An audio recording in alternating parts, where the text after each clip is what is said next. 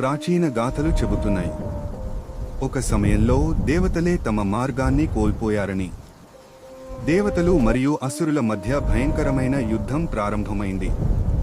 ఆకాశాలే అగ్నిలో కాలిపోయాయి. ప్రతి దేవుడు శాంతి కన్నా యుద్ధాన్నే ఎంచుకున్నాడు. ఆ అల్లకల్లోల మధ్య సరస్వతీ దేవి ఒక్కరే నిలిచింది.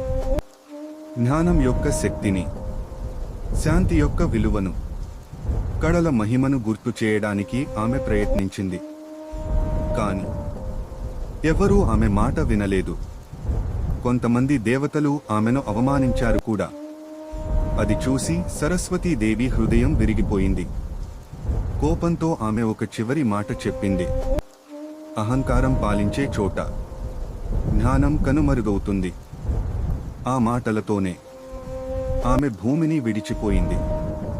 ఆమెతో పాటు సంగీతం, కళలు, నిజమైన జ్ఞానం కూడా మాయమయ్యాయి.